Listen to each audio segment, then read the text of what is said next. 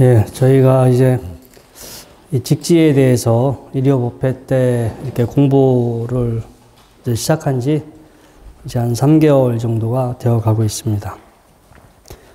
이 직지의 내용이 몰랐을 때는 많은 분들이 직지 내용에 대한 정보가 많이 부족한데, 그 전에 제가 처음 이 절에 왔을 때 많은 분들이 부탁했어요. 직지를 강의하는 곳이었고 좀 직지를 공부했으면 좋겠다. 저도 그때는 이 직지에 대해서 그렇게 깊이 자세하게 알고 있는 상태는 아니었고 대략적으로만 알고 있었던 상태인데요. 아무튼 저도 이제 덕분에 이 직지에 대해서 이제 깊이 공부할 수 있게 됐고, 이를 법회를 통해서 여러분들에게 이렇게 알려드리는데, 이제 이게 처음 우리가 생각했던, 막연하게 생각했던 그런 내용하고는 좀 거리가 있어요. 생각보다 좀 어렵기도 하고, 많은 분들이 생각했던 거하고 예상에 많이 이제 빗나가는 그런 대목들이 있고, 그래서 초창기 때 저보고 직지 강의 좀 해달라고 부탁하셨던 분들은 안 와요. 그분들이 생각했던 내용하고는 좀 많이 거리가 있고 생각보다 어려워서 아무튼 많이 부담스러워하고 있습니다. 저도 걱정이긴 해요. 이게 지금 보니까 이 분량으로 나가게 되면 4년이 넘게 걸릴 것 같은데, 일요 법회 때 좀 쉽고 재미난 내용으로 해야 이게 전 법회 때 사람들이 많이 나오는데, 앞으로 4년 동안 빼도 박도 못하고 이 직지 강의를 하고 있으면 일요 법회 때 참 많은 불자분들이 오시기는 거가 좀 이제 한계가 있을 것 같아요. 아무튼 또 이런 기회가 아니면은 이거 언제 또 공부하겠어요. 평상시 이거 평생 아마 여러분들 지금 이거 직지 공부하시겠지만 평생 이거 한번 이렇게 하실 거예요. 앞으로 이렇게 심도 있게 공부할 수 있는 기회나 인연이 그렇게 흔쾌 찾아오지는 않습니다. 뭐 이 직지의 내용뿐만 아니라요, 제가 이제 우리 대학원에서도 초전 법문경 강의를 하고 있지만, 절에 다니시는 분들 중에서도 불교 돌아가실 때까지 좀 부처님 말씀을 앞에서부터 뒤에까지 읽어보신 분들이 제가 보기에는 거의 없어요. 그냥 간단한, 우리가 이제 대중 많은 사람들한테 알려져 있는 대표 경전 한두 개 몇 개 이렇게 공부하고 끝나지, 정말 이렇게 경전들이 지금 번역이 됐고 이렇게 잘 이렇게 보존이 되고 있는데, 그런 경전을 한번 앞에서부터 뒤에까지 차근 이렇게 읽어보시는 분들이 잘 없어요. 아무튼 뭐 그거는 어쩔 수가 없는 인연 따라, 인연이 되시는 분들은 뭐 한번 시간 내서 경전을 읽어보실 것이고, 뭐 안 되면은 스님들이 하는 이야기 이제 그거 정도로만 이제 만족하실 건데, 아무튼 뭐 이 직지의 내용도 그렇고 또 우리가 보는 경정도 우리가 막연하게 생각했던 거와 실제 내용하고는 좀 많이 괴리감이 클 수도 있어요. 대중들은요, 오늘 이 공부할 내용하고도 연관이 있는데, 부처님이 계셨다, 만약에 부처님이 출연하셨다 그러면 부처님을 친견해야 돼. 예? 부처님 멀리 계시더라도 가서 부처님을 두 눈으로 뵙기만 하면은 내가 엄청난 가피가 나한테 가피가 생길 것이고 복을 받을 것이다. 부처님이 안 계시면 부처님 살이라도 봐야 돼. 예? 부처님 살이라도 가서 멀리라도 가서 보면은 그걸 뵈기만 하더라도 분명 나한테 좋은 일이 생길 거야. 나한테 뭔가 복이 생길 거야 라고 생각을 해요. 안 그러면 이제 성지순례라도 하고. 근데 이 부처님은 사실 내가 가르친 법을 봐야지. 내가 가르친 법을 봐야지, 이렇게 허물어서, 늙어서, 쇠퇴해서 나중에 허물어져 갈 이 몸뚱아리를 봐야 아무 소용이 없다라고 말씀을 하셨으나, 중생들은 부처님 법을 보라고 하면 골치 아파해요. 그렇죠? 부처님 법을 보라고 그러면 골치 아파해. 그래 금방 잠에 빠져. 그러나 그냥 이 육안으로 부처님의 어떤 모습을 보고 부처님 모습을 보기만 하면 나한테 뭔가 언젠가 좋은 일이 생기고 뭔가 좋은 기운을 가피를 내가 받을 수 있어. 이렇게 생각하는 게 바로 우리 중생들의 습성이죠. 이 직지도 마찬가지예요. 그냥 이게 직지가 정말로 남아있는 가장 오래된 금속 활자본이다. 뭐 대단하다. 이 청주에 직지가 있다. 이 직지 박물관에 혹시 여러분들 가보셨겠지만 뭐 이제 가서 보면 막 그럴듯하잖아요. 뿌듯하잖아요. 근데 공부를 해야지. 이 직지 내용을 공부를 해야 되는데 막상 공부를 들어가서 보면 이제 눈꺼풀이 사르르져 도대체 이게 딴 나라 얘기처럼 그렇게 받아들이게 되죠. 아무튼 이게 우리가 평상시 생각했던 습관적으로 생각했던 어떤 불교의 내용이 있고요. 그 다음에 부처님이라든가 이렇게 큰 스님들이 이렇게 우리한테 전하려고 했던 그 메시지하고는 어느 정도 좀 거리감이 있어서 이런 것들을 여러분들이 좀 감안하시면 되고요. 자, 오늘 이제 석가모니 부처님의 이 분량이 좀 길어요. 오늘 4번, 또 다음이나 다다음 시간까지도 더 이어질 것 같고요. 자, 오늘 개성을 보면 열반해상. 자, 부처님께서 열반해상. 이제 열반에 들어갈 내가 이제 부처님께서 내가 100일 후에 오늘 내가 이제 열반에 이제 인멸에 들 것이다 라고 이제 선언을 하셨을 때 이제 그 즈음이 바로 열반해상이죠. 열반경에 이렇게 나오는 그 대목입니다. 이 다음 내용까지 열반경에 나오는 대목이고요. 부처님께서 열반해상에 있을 때 이수마용 손으로서 어루만질 가슴을 어루만지고 대중에게 일러 말씀하시기를 여등 그대들은 선관 잘 봐라 오등자마 나의 빠졌네요. 나의 이 금색 몸이 나는 금색 지신 자네들은 그대들은 금색빛이 도는 나의 몸을 잘 봐라. 그리고 첨한 취족 물령 후에 충분히 봐서 만족할 만큼 우러러서 취족 만족할 만큼 충분히 봐서 물령 후에 훗날 후회하지 말고 뒤에 나중에 못 봤다라고 후회하지 말고 마음껏 내 이 금빛 나는 몸을 봐라라고 이제 말씀하셨고요. 그 다음 야기 오멸도 만약 어떤 사람이 내가 멸도에 들었다라고 말하는 사람이 있다면 비오제자 그 사람은 나의 제자가 아니고 또 야기 오불멸도 어떤 사람이 또 열에는 멸도에 들지 않았다 이렇게 말을 하는 사람이 있어도 역비오제자 그 사람 역시 나의 제자가 아니다. 이때에 100만억 대중이 실계 개오 깨달음을 얻었다.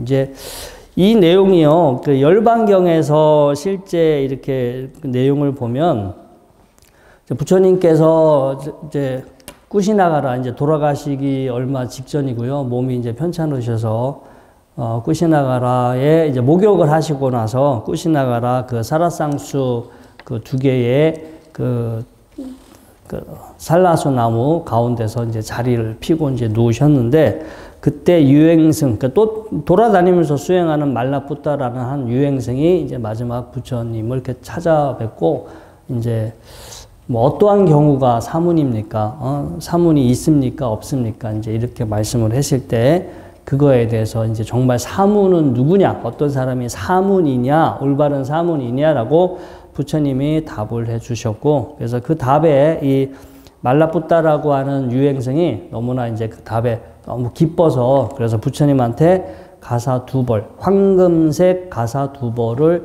이제 보시하게 됩니다. 그래서 이 말라푸타 유행성이 가고 난 후에 아난스님께서 그 말라푸타 유행성이 보시했던 그 황금색의 가사를 이제 마지막 부처님 이제 돌아가시니까 이제 목욕하시고 나서 마지막 부처님 이제 그동안 입었던 가사를 벗겨드리고 이제 새 가사를 그때 이제 입혀드립니다. 이제 입혀드리는데 근데 그 황금색 가사니까 뭔가 이제 금빛 가사일까 아니에요. 금난 가사, 금빛 가사인데 전에는 그 가사가 훨씬 더 두드러져 보였는데 그날따라 유난히 부처님의 몸이 더 빛나더라는 거예요. 그 가사도 그 금빛 가사지만 부처님의 이 육신이 가사보다 훨씬 더 그 금빛으로 이렇게 황금빛으로 빛을 내니까 아난드 스님께서 오늘은 유난히 세존 열애의 몸이 훨씬 더 이렇게 금빛으로 빛이 납니다 라고 얘기했어요. 그러니까 부처님께서 참으로 그러하다 아난다요. 두 가지 경우에 열애의 몸은 지극히 청정하고 피부색은 깨끗하게 된다. 그러면 그 두 가지 경우는 어떤 경우인가? 아난다요.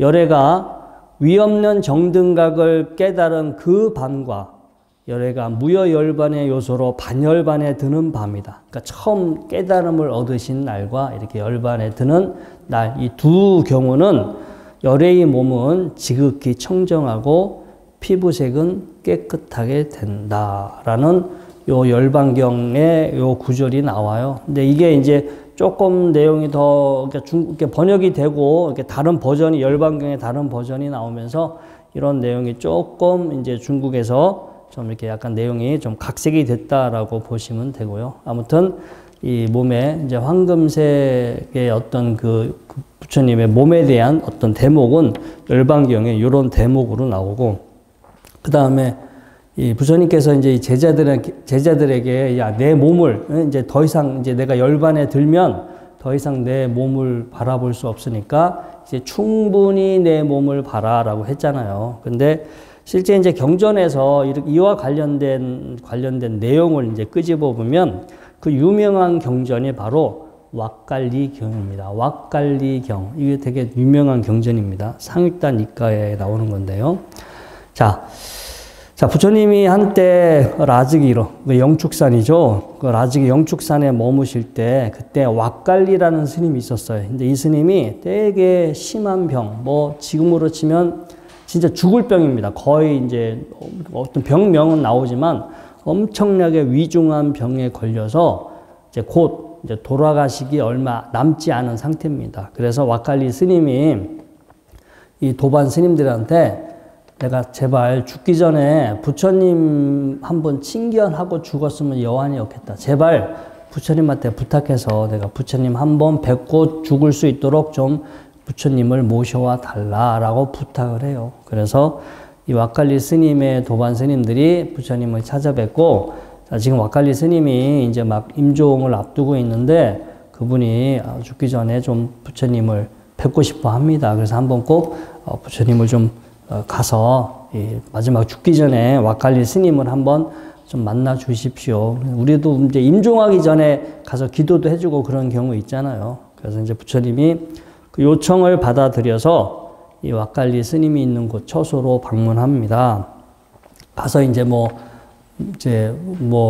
몸이 어떠냐, 지금 상태가 어떠냐라고 이제 부처님이 물어요. 그래서 왁갈리 스님이 너무 힘들다. 지금 병이 너무 심해져서 현재로서는 참을 수 없을 만큼 괴롭고 힘들다. 이제 그리고 뭔가 더 이걸 치유할 수 있는 상황은 아니다. 이제 이렇게 이야기를 합니다. 그러면서 왁갈리 스님한테 혹시 이제 지금 이제 막 어차피 죽어가고 있는데 지금 아직 뭐가 후회하고 있거나 자책하고 있는 거, 지금 뭔가 아쉬운 거, 뭔가 지금 죽기 직전인데 뭔가 미련이 남은 게 좀 있냐라고 물어요. 물으니까 그 스님께서 약간 미련이 남습니다. 에? 내가 지금 미련이 남아있다라고 그랬어. 그러니까 죽을 때 미련을 남기지 말고 수행하는 사람이라면 죽을 때 미련을 남기지 말고 죽어야 깔끔하게 돌아가셔야 되잖아요. 근데 부처님이 혹시나 지금 미련 남은 게 있냐라고 물어보니까 저 아직 미련이 남았습니다고 물어. 그러니까 부처님이 혹시 계행을 여기서 계행에 허물을 짓거나 죄를 범한 게 있냐라고 물어보니까 왁갈리 스님이 그건 아니고 내가 살아있을 때 부처님을 꼭 한번 친견해 보고 싶었으나 평상시 제가 몸이 아파서 부처님을 친견하지 못했다. 그러니까 부처님을 친견하지 못하고 죽는 거에 대한 미련이 남아 있었다라는 얘기를 해요. 그러니까 부처님이 무슨 미련이 남아 있었냐라고 물어봤을 때 왁갈리 스님은 부처님을 뵙지 못하고 죽는 거에 대한, 너무나 뵙고 싶었으나 뵙지 못하고 죽는 거에 대한 그런 아쉬운 그런 어떤 미련이 남았었다라고 이제 부처님한테 이야기하죠. 그러니까 부처님이 왁가리 스님한테 그런 얘기해요. 야, 이거 지금 이 몸뚱아리 이거 허물어져서 언젠간 늙고 나의 이 몸도 언젠간 늙고 허물어지고 다 이렇게 소멸하게 마련인데 이 몸뚱아리를 봐서 뭐 하려고 하냐고. 여기서 그 유명한 말씀이 나오죠. 법을 보는 자가 나를 보는 거고 나를 보는 자가 바로 법을 본다. 내가 가르쳤던 법을 보는 사람이 그 사람이 진정으로 열애를 보는 거고 열애를 참다운 열애를 보는 사람은 이 몸뚱아리 허물어져서 사라져야 할 이 몸뚱아리가 아니라 부처님께서 가르쳤던 법을 보는 사람이 바로 열애를 보는 것이다. 자, 여러분들도요. 근데 이 부처님이 가르쳤던 법이 어디 있냐면은 사실 여러분들 안에 있거든요. 지금 이 순간 여러분들의 눈을 여러분들 자기 자신에게 이렇게 한번 돌려보세요. 그러면 여기 앉아있는 몸뚱아리가 있고 또 지금 보거나 듣거나 느끼거나 무언가 이 어떤 몸이 있고요. 그 다음에 우리는 이 감각 기관에서 감각 신호를 느끼고 있어요. 시각 신호, 청각 신호, 촉각 신호, 후각 신호, 뭔가 우리는 보여지는 것을, 보여지는 감각, 들려지는 감각, 느껴지는 생각, 정신적인 생각이라는 감각. 지금 이 순간에 나를 이렇게 보면 우리는 감각기관과 감각 대상이 만나서 현재 느낌이 발생하고 있고, 그 다음에 그 느낌을 우리는 인식하고 해석해요. 지금 여러분들은 저의 이야기를 듣지만 저 마당에 있는 고양이는 제 이야기를 들어도 그냥 인간의 목소리 이렇게 들리지 그거를 해석하진 않을 거야. 인간의 목소리다 이 정도까지만 알지 그 내용을 알지는 못해요. 근데 우리 사람은 지상스님이 지금 이렇게 직지에 대해서 강의를 하고 있구나라고 어느 정도 내용을 해석하죠. 혹은 어떤 분들은 이게 좀 더 내용이 어려워지면 해석이 안 되시는 분들도 있어요. 그렇죠? 해석은 되시죠, 아직까지? 자, 전 듣고 인식하고 해석하는데 그 다음에 듣고 인식하고 해석하는데 그걸로 끝이 아니야. 어떤 경우는 그래. 스님의 말이 맞는 것 같아. 이렇게 반응을 하시는 분들도 있고, 어떤 분들은 이거 내가 들었던 내용하고 다른데, 이거는 내가 알고 있는 불교와 좀 다른 것 같은데, 뭔가 이렇게 가끔 그런 반응들을 제가 이렇게 볼 때가 있어요. 어떤 분들은, 이렇게 머리 흔들면서, 이게 내가 들었던 다른 스님한테 들었던 내용하고 좀 다른데, 이렇게 곤혹스러워 하시는 분들도 계시고. 그래서 우리는 느끼고, 인식하고, 반응과 의도를 일으키고, 그리고 이제 느끼는 줄 알고, 인식하고 있는 줄 알고, 반응과 의도를 일으키는 줄 알고. 그래서 지금 이 순간 현재의 나를 바라보면 내가 색, 수, 상, 행, 식, 현재 오온의 작용 상태예요. 오온이 작용하고 있는 상태야. 근데 그 오온은 어떻게 작용하냐? 끊임없이 변해. 가만히 있지 않고 늘 변해. 변하는데 그게 내 마음대로 안 돼. 야, 변하지 말아라. 여기 좀 가만히 있어라. 여기 뭐가 가만히 있어라 라고 하는데 이 오온의 작용은 가만히 있지 않고 늘 계속 새롭게 변해. 새롭게 변하기 때문에 여러분들은 봐도 뭐가 뭔지 안 보여요. 가만히 있으면 이거구나, 저거구나 라고 알겠지만 여러분들이 도대체 내가 누굴까라고 이렇게 들여다봐도 끊임없이 빠르게 변하고 있는 상태이기 때문에 아무리 봐도 도대체 뭐가 뭔지 몰라. 여기 뭐가 있는데 도대체 어디 있는 건지 오온이라고 하는데 이게 뭐가 오온인지 오온의 작용인지 자체도 구분이 안 가고 여기에 어디에 내가 있는지조차도 스스로 알 수가 없어요. 사실 그게 우리가 괴로움 중에 하나야. 이게 나면 정말로 이게 나면 탁 봐서 이게 나구나 라고 보여야지. 보이고 이게 나구나 알아야지. 근데 이건 분명히 내 거다라고 그렇게 평상시 생각하고 사는데 아무리 봐도 안 보여. 아무리 봐도 안 보이고 내 마음대로 안 돼. 뭐가 문제가 있는 거지. 이 안에 정말 뭔가 나라고 할 만한 게 있다면 보여지고 느껴지고 알아야 되는데 우리는 머릿속에 내 머리의 생각으로는 있으나 현실에서는 찾을 수가 없어요. 아무튼 기본적으로 이게 현재 작용하고 있는 상태가 살아있다라는 것은 오온의 작용이야. 이게 느끼고 인식하고 반응과 의도를 일으키고 현재 그것을 알고 있는 그 작용이 끊임없이 빠르게 이어지고 있어. 근데 그래서 늘 빠르게 변화하고 그 변화의 내용이 내 마음대로 다 컨트롤되지 않아. 변화하고 있고 내 말대로 컨트롤되지 않기 때문에 이게 나야, 이것은 내 것이야 라고 주장할 수가 없어요. 이게 나고 내 것이면 여기 있어야 돼. 뭔가가 이건 나라고 할 만한 게 내 것이 여기 있어야 되나 우리는 그걸 볼 수도 없고 잡을 수도 없고 느낄 수도 없어요. 막연하게 머릿속에 관념, 머릿속에 생각으로만 여기 뭔가 내가 있을 거야 라고 할 뿐이지. 그런데 자 일단 첫 번째 지금 나를 보면 이 내가 오온의 작용이라고 했어요. 오온. 근데 그 오온은 무상하고 무아하고 괴로움이라고 하는 특성을 가지고 있어요. 우리가 무상, 고, 무아, 삼법인이라고 하잖아요. 그 오온은 무상, 고, 무아의 특성을 가지고 있는데 중생들은 이것이 오온의 작용이고 무상, 고, 무아의 특성으로 나를 바라보지 않고 그냥 습관적으로 이건 나야. 습관적으로 이게 나야. 기쁜 즐거운 느낌을 느끼고 있으면 행복해하고 그 느낌이 계속해서 반복되기를 바라고 불편한 느낌이 생기면 화가 나고 힘들어하고 어서 그 불편한 느낌에서 벗어나기를 그렇게 반응을 일으켜. 좋아하는 느낌이 생기면 계속 그 좋아하는 느낌을 붙잡으려고 하는 가래가 일어나고 나를 힘들게 하는 느낌이 일어나면 거기서 벗어나려고 하는 가래가 생겨요. 그 가래 때문에 그 가래를 원인으로 끊임없이 반복이 돼. 어떤 습관적인 상태가 반복이 되거나 이게 중요한 게요. 이 부처님께서 그 보디왕자경이라는 경을 보면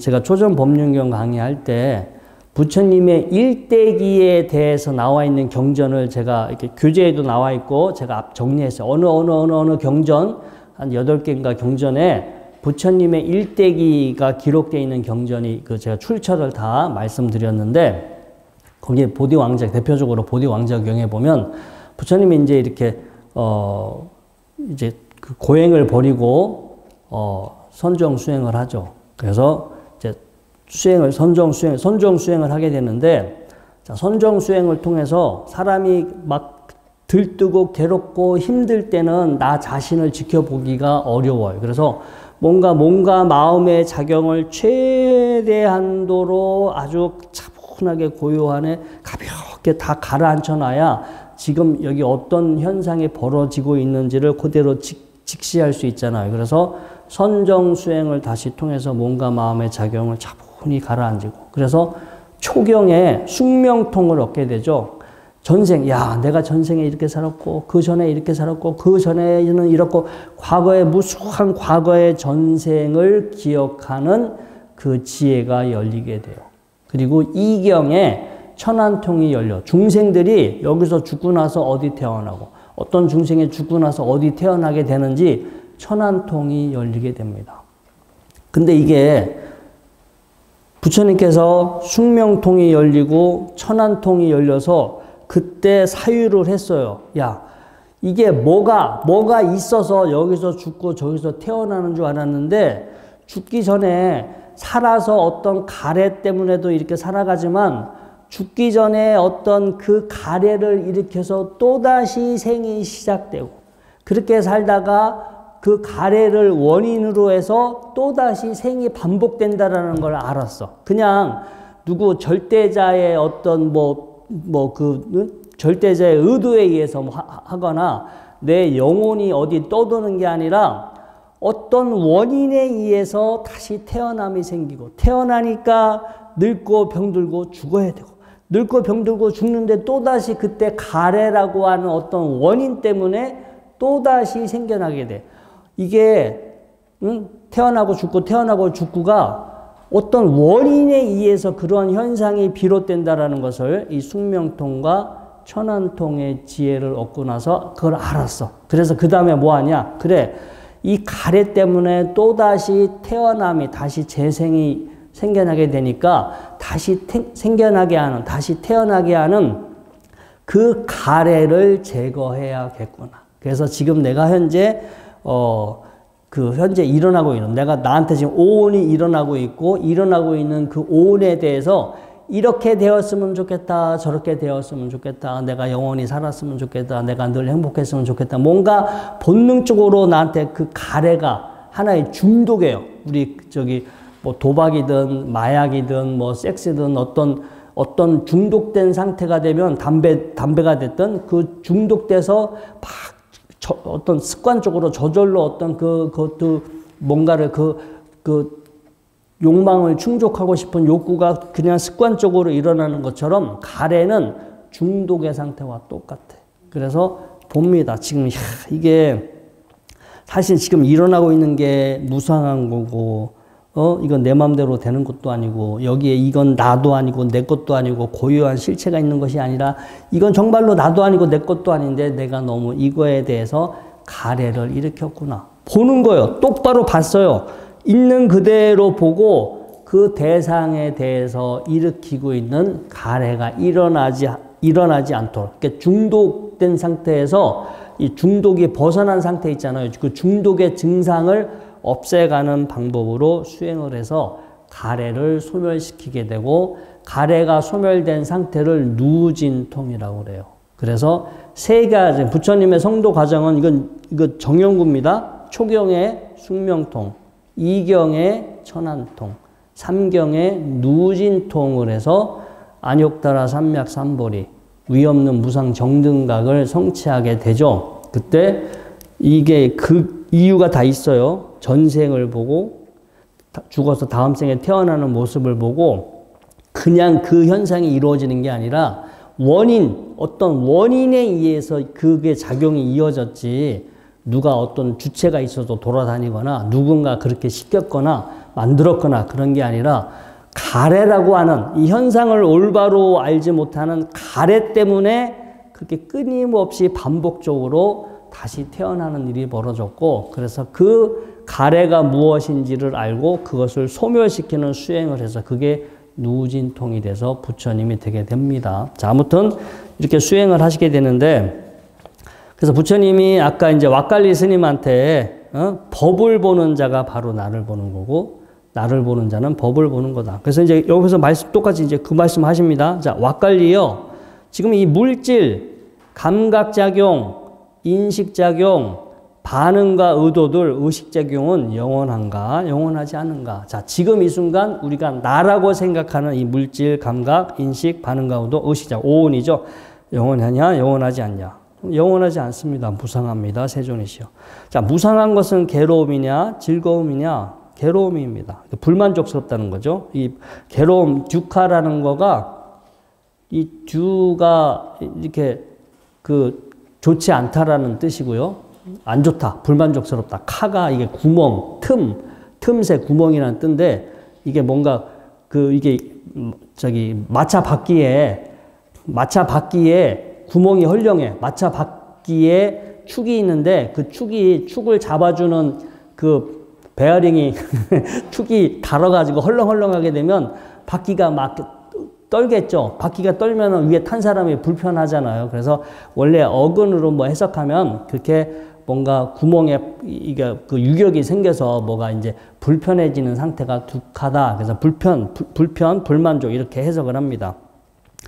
자, 무상하고 괴로움이고 변하기 마련인 것을 이것들이 나다. 이것들은 나의 것이다. 이것들의 고유한 실체가 따로 있다고 여기는 것은 바람직한가? 라고 물어보니까 바람직하지 않습니다. 세존이시여.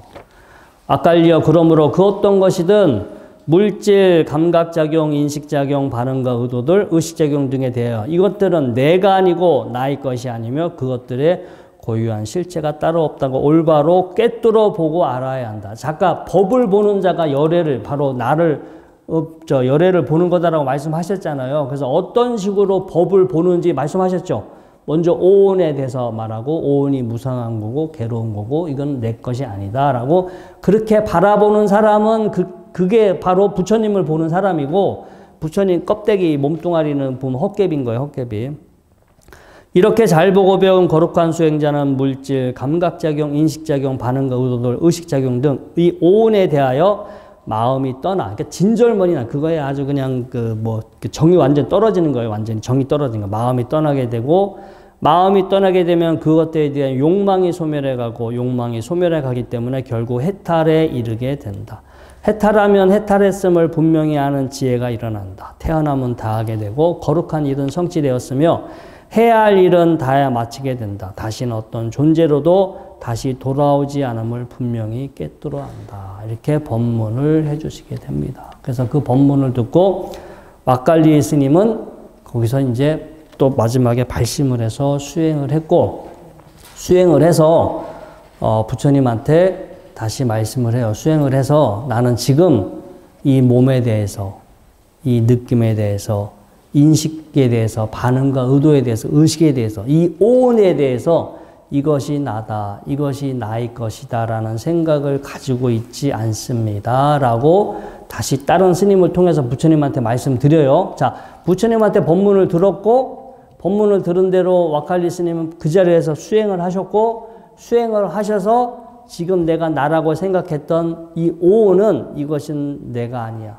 이건 무상하고 괴롭고 이거는 나다, 내 것이 아니야 라고 분명하게 꿰뚫어 보고 알았다라고 부처님한테 보고를 했어요. 그래서 부처님이 이제 할 일을 다 했다고. 그리고 지금 어떤 모습, 어떤 방식으로 죽어도 허물이 되지 않을 것이다 라고 이야기를 해요. 그래서 다시 그 정가를 받고 왁갈리 스님은 자결을 하게 돼요. 칼로. 불교에서는 함부로 살생하지 말아라 라는 계율이 있지만 이 스님 같은 경우는 마지막에 아라한이 됐죠.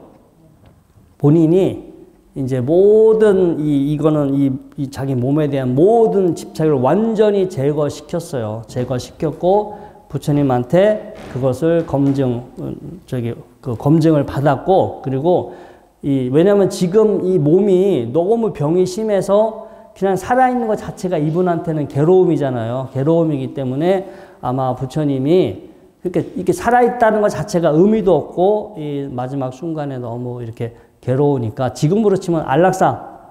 이제 그때는 안락사라는 게 없는데 부처님이 그 대화를 보면 그 대화가 그냥 이렇게 만약에 그분이 그냥 수행하지 않고 자결을 했다면 부처님이 뭐라고 하셨을 건데, 아마 이제 이 오온에 대해서 이게 나다, 이게 나의 자아다, 이제 내 거다라고 저는 그런 생각을 가지고 있지 않습니다라고 딱 이야기를 듣고 이제 지금 어떤 방식으로 죽어도 허물이 되지 않을 것이다라고 부처님께서 말씀하셨고, 바로 칼로 자살을 했다라고 이제 그 경전에는 그렇게 이제 나와 있습니다. 이제 아무튼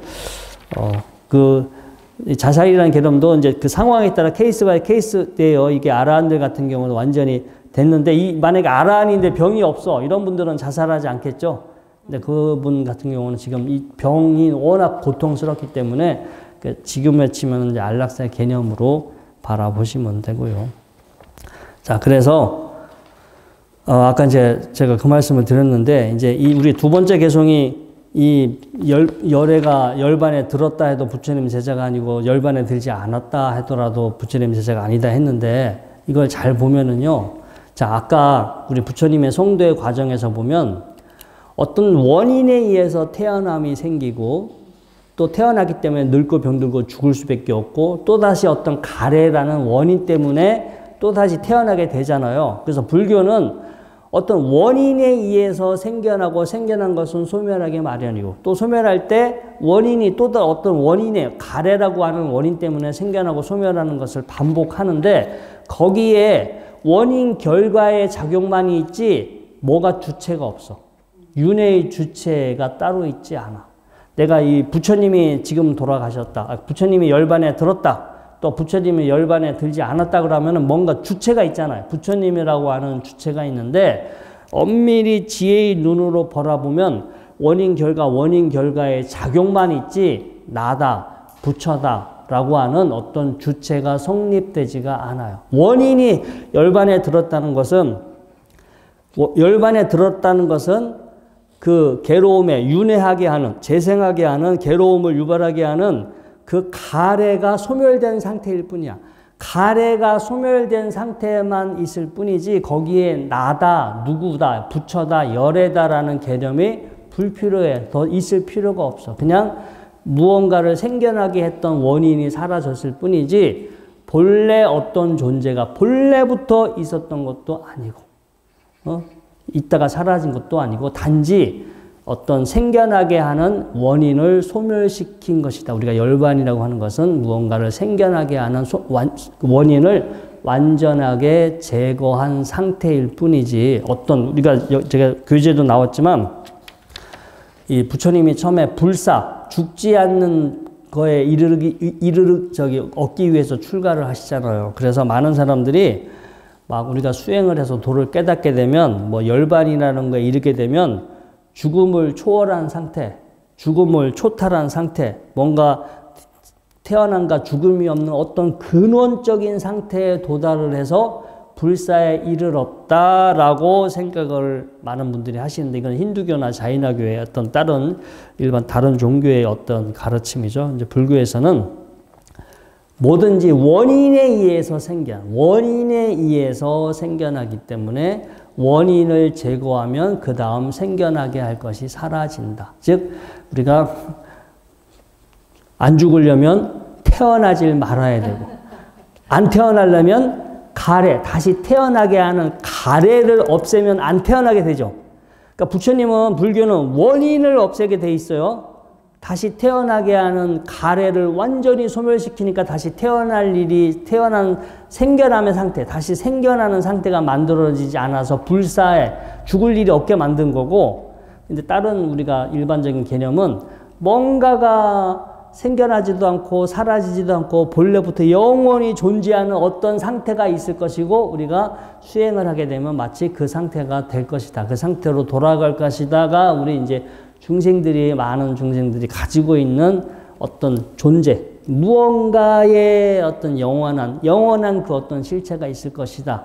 부처님께서 누누이 무아라는 것을 그렇게 무상무아를 이야기해도 중생들은 영원한 그 본질적인 그 어떤 거가 있다라고 강력하게 전도몽상이라고 하죠. 거꾸로 그렇게 믿고 살아요. 그래서 이게 나중에 이제 정견 팔정도에서 이제 정견은 연기법을 보는 거잖아요. 사성제가 연기법을 축약한 거거든요. 원인 결과. 어떤 결과는 원인이 있어 생기는 거고 원인은 소멸시키게 되면 당연히 결과는 사라지게 되죠. 원인을 소멸시키는 방법이 이러이러한 방법이 있다라고 그렇게 원인 결과로 어떤 현상을 아는 것을 우리가 정견이라고 합니다. 자, 아무튼 이렇게 이 짤막한 대목이지만 우리가 이제 가볍게 읽으면 뭐 그렇가 보다 하는데 우리가 하나하나 개념을 생각해 보면 어떤 불교의 이제 본질이 다 들어있는 중요한 내용입니다. 자, 오늘 내용은 이것으로 마치도록 하겠습니다.